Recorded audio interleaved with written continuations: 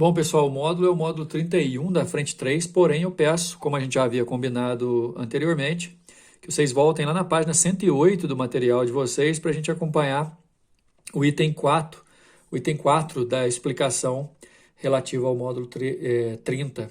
No módulo 30 a gente falou sobre espiras e solenoides, os exercícios já foram feitos hoje mais cedo. Nesse vídeo agora a gente vai dar sequência, como a gente já havia combinado, para as relações que existem entre fios paralelos percorridos por corrente, portanto gerando campo, um gerando campo sobre o outro, e aí a gente vai analisar como é que é a força que atua em cada um desses fios. Lembrando que a gente vai poder usar a regra da mão direita, a regra da mão esquerda para definir campo, e o detalhe é que a gente tem que tomar cuidado com situações em que você queira calcular o campo resultante entre os fios. Basicamente o que a gente tem aqui é que o fio 1, sendo percorrido por corrente, ele vai gerar um campo que a gente está chamando aqui de B1, próximo ao fio 2, que por sua vez está sendo percorrido por corrente e, portanto, ele vai estar atravessando uma região de campo que não é ele que está criando, e ele percorrido por corrente ele vai ficar sujeito a uma força. Essa F2 aqui é a força que o fio 2 recebe do campo magnético gerado pelo fio 1. Da mesma forma, o fio 2, sendo percorrido por corrente, ele gera campo nas proximidades do fio 1, que também está percorrido por corrente. Esse fio 1, atravessando uma região de um campo já existente e ele sendo percorrido por corrente, vai sofrer a ação de uma força magnética também. Esse F1 é a força que se origina do campo magnético criado pelo fio 2, mas no fio 1. Pela regra da mão direita, a gente consegue determinar o sentido dos campos. Pela regra da mão esquerda, a gente consegue determinar o sentido das forças. Só que eu quero fazer um pouco diferente com vocês. Eu quero generalizar aproveitando que pode. Então é o seguinte, presta bem atenção. Quando dois fios paralelos são percorridos por corrente, ambos criam campo, um cria campo na região do outro, e nesse caso ambos vão ter forças magnéticas atuando. E aí eu quero que vocês generalizem. O primeiro caso é quando as correntes são de mesmo sentido. O segundo caso, que está logo aí do lado, são correntes de sentidos opostos. Eu quero que vocês entendam da seguinte maneira. Enquadrando as duas situações aqui ao mesmo tempo no nosso vídeo, olha aqui. Quando eles são percorridos por correntes de mesmo sentido, ambos os fios geram campos opostos. Quando são percorridos por correntes em sentidos opostos, ambos geram campos com o mesmo sentido. O detalhe, e como objetivo principal, é que nessa aula aqui a gente consiga determinar a força que esses campos geram nos fios. Então é assim, generaliza. Toda vez que fios paralelos são percorridos por corrente e, consequentemente, os campos são criados, as forças vão ser no sentido dos fios se atraindo. Se as correntes são opostas, as forças vão ser no sentido dos fios se repelindo, certo? Então, corrente de mesmo sentido, os fios se atraem, corrente de sentidos opostos, os fios se repelem. Guarda isso aqui, que isso aqui vai ajudar demais você resolver o exercício com a maior facilidade, sem ficar preocupando com aquele negócio da regra da mão. Lembrando que essas propriedades são consequências da regra da mão. Bom, voltando aqui, levando em conta, vamos lá, generaliza mesmo. Fios percorridos por correntes de mesmo sentido, as forças que aparecem são no sentido de atração. Fios percorridos paralelamente por correntes em sentidos opostos, as forças que aparecem são no sentido de repulsão. O campo criado por um fio depende exclusivamente da corrente que circula sobre esse fio e da distância, assim como a gente viu lá no módulo 29. Mi vezes I sobre 2π vezes D, onde D é a distância do ponto considerado até o fio que gera o campo, é o campo rotacional em volta de um fio retilíneo percorrido por corrente. Nesse caso, pessoal, esse aqui é o valor do campo que o fio 2 cria próximo ao fio 1, certo? Esse campo criado pelo fio 2, que está próximo ao fio 1, pelo fato do fio 1 ser percorrido por corrente, vai aparecer uma força. Essa força F1 depende do campo que é criado sobre o fio, não é o campo que é ele que cria, é por onde ele está passando, Depende da corrente dele, depende do comprimento dele, do seno do ângulo, lembra disso? B vezes I vezes L vezes seno. Na maioria das vezes esse seno é o máximo, né, que é o seno de 90 que vale 1, podendo ser definido sem o seno, inclusive. Como o campo é μ vezes I2 sobre 2π vezes D, a apostila de vocês propõe uma situação em que a força é calculada em função das duas correntes, do comprimento do fio 1, que está imerso no campo criado por 2, e da distância entre os dois fios. Levando em consideração que o fio 1 também pode criar campo e o fio 2 vai receber essa força, do mesma maneira, a gente pode perceber que as duas forças vão ter exatamente os mesmos módulos, podendo ser encaradas, por exemplo, como ação e reação. Então é aquele negócio, né? Fios paralelos percorridos por corrente, um gera campo sobre o outro, e, consequentemente, um vai fazer força sobre o outro, essa força de origem magnética. Se as correntes estão para o mesmo sentido, as forças são de atração. Se são sentidos opostos, gera ali forças de repulsão, e essas forças são de mesmo módulo. Bom, então vamos lá para o módulo 31, exercício sobre aplicações de condutor retilíneo e fios paralelos. A gente tem que analisar as situações. Bora lá. Dois fios longos e retilíneos são percorridos por uma mesma corrente constante de intensidade I, conforme mostra a figura. Bom, o nosso detalhe é o seguinte, dois fios paralelos, o objetivo principal nosso do módulo, eles criam campo ao seu redor. Esse fio da esquerda pode criar campo onde o fio da direita está, o fio da direita pode criar campo onde o fio da esquerda está. A questão é que as correntes são criadas no sentido oposto. A gente sabe que esses dois fios vão se repelir. Não sei nem se vai perguntar, mas já vamos colocar, mesmo que não pergunte. Então, o fio 1 da esquerda, fio 2 da direita, eu nomeei para ficar mais fácil. O fio 1 vai ter uma força para a esquerda, o fio 2 vai ter uma força para a direita. Fios paralelos percorridos por corrente, a força no sentido de repulsão, por conta das correntes serem nos sentidos opostos. Vamos continuar. Os dois fios estão situados no plano vertical. Uma bússola foi colocada horizontalmente entre os dois fios, de tal forma que sua base permanecesse perpendicular à reta mediatriz tracejada. Aqui está a bússola, como na figura. Sabe-se que as correntes elétricas são de intensidade elevada, gerando no local um campo magnético de módulo muito superior ao da Terra. Isso quer dizer que o campo magnético que vai ser gerado aqui vai influenciar na bússola. A posição relativa da agulha magnética na bússola ficou. Eu queria primeiro que vocês entendessem a questão da formação do campo. O fio 2, por exemplo, você vai aplicar a regra da mão direita com o polegar representando a corrente para baixo, e se você pegar o fio, na onde a bússola está, vai aparecer um campo magnético que é relativo ao fio que eu chamei de fio 2, eu vou chamar aqui de campo B2, que está entrando na folha, onde está a bússola.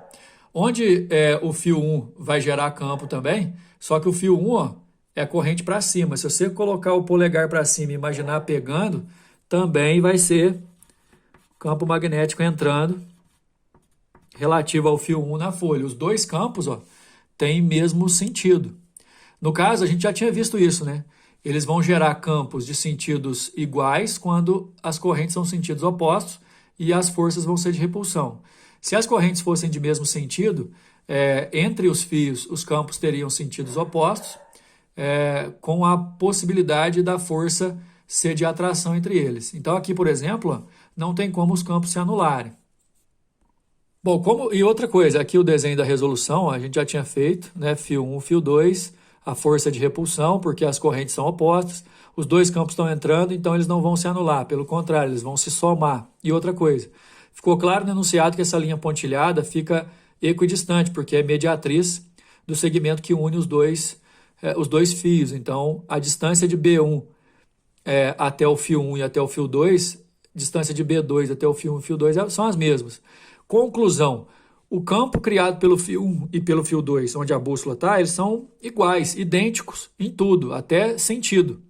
E aí, no nosso caso, a gente vai ter um campo resultante máximo, cujo valor é a soma dos dois.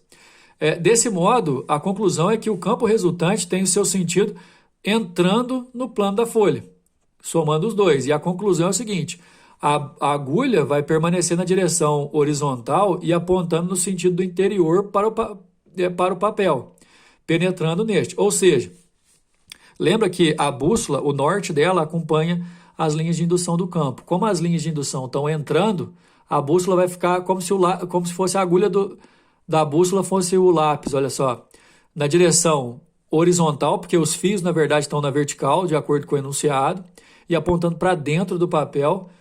Resposta, letra C. Número 2 é o exemplo clássico da propriedade que, se você domina, você não vai sofrer tanto. Fio 1 e fio 2 paralelos na figura 1, concorrentes no mesmo sentido.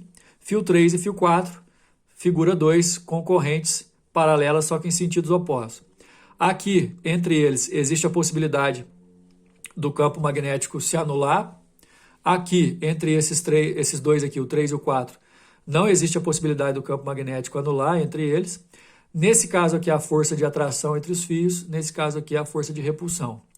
Dois condutores retilíneos de comprimento infinito, alinhados em paralelo, percorridos por correntes elétricas, podem sofrer atração ou repulsão devido à interação entre essas correntes.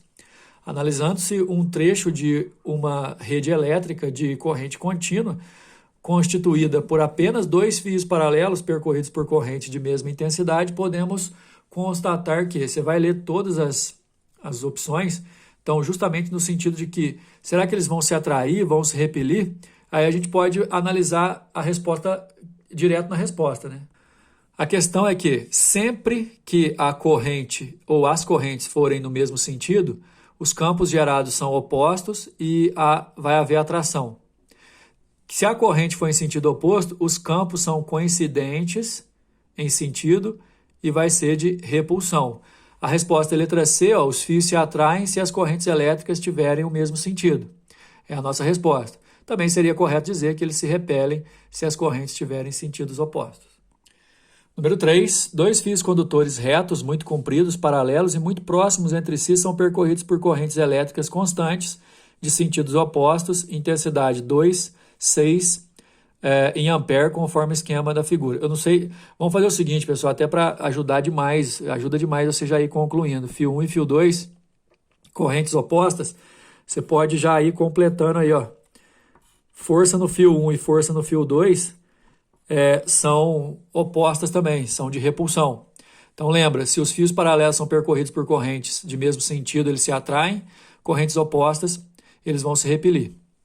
A razão entre os módulos F1 e F2 das respectivas forças magnéticas sobre as correntes do fio 1 e 2, bem como o tipo de interação, se é atração ou repulsão, são respectivamente. O detalhe também, e como a gente viu lá na parte teórica, além dessas forças poderem ser serem opostas, né, de repulsão ou de atração, dependendo do sentido da corrente, ambas as forças dependem dos campos criados, que por sua vez também dependem da corrente de cada um, e a força também depende diretamente da corrente. Ou seja, F1 e F2 têm sempre, nesse caso, os mesmos módulos, né?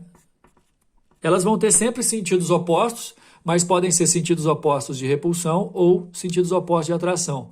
Então, vai guardando essas propriedades. Importantíssimo, pessoal. Ó. No caso da figura, correntes opostas, forças de repulsão de mesmo módulo. Se fosse sentido igual, força de atração, mesmo módulo. O detalhe é que, como o exercício também pede a razão entre elas, ó, se eu dividir o módulo de F1 por F2, vai ter que dar 1, e no caso de serem opostas, repulsiva, portanto a resposta para nós é a letra A.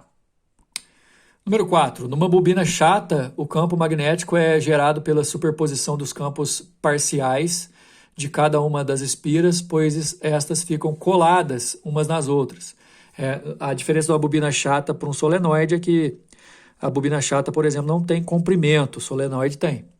Então, o módulo do campo magnético resultante é dado por N vezes o campo magnético de uma delas, onde N é exatamente o número de espiras. Então, aqui, ó, você tem N espiras, cada uma gerando campo, todos apontados para cima nessa situação, você vai somar todos, ou então multiplicar por quantos são. Só que o detalhe aqui, ó, fios paralelos, percorridos por correntes opostas, esses fios aqui, ó, no caso deles, eles vão se repelir, né? Mas aqui vai perguntar de acordo com as bobinas. Considere que a bobina tenha 500 espiras superpostas com diâmetro de 20 centímetros, no caso, então, a gente vai ter o raio da bobina, da espira de cada uma, né, que é de 10 centímetros, e uma corrente I, determina em seu núcleo o campo magnético de módulo 3 vezes 10 a menos 1 Tesla. Então, a intensidade da corrente que circula na bobina chata é exercício só de aplicação. Nesse caso aqui, a gente já tem até a fórmula, ele dá o valor do campo, que é 3 vezes 10 a menos 1, o número de espiras, que é 500, e o raio vai ser de 10 centímetros, que eu vou ter que usar em metros. Basta a gente fazer todas as substituições, ou então aqui a proposta do exercício já é isolar, ó. Você passa o 2R para lá multiplicando o campo, e aí como ele quer a corrente, você vai passar o N vezes o μ dividindo. Então, olha só, 2 vezes o raio já é o diâmetro. 20 vezes 10 a menos 2 é porque tem que estar em metro. 3 vezes 10 a menos 1 é o valor do campo, já em Tesla. 500 bobinas. 4 vezes 3 vezes 10 a menos 7, porque a constante, né, permeabilidade, 4π vezes 10 a menos 7 e o π é 3. E aí, se a gente resolver aqui, fizer as simplificações, 100 amperes, a resposta letra D. Finalizando mais um módulo. Até a próxima.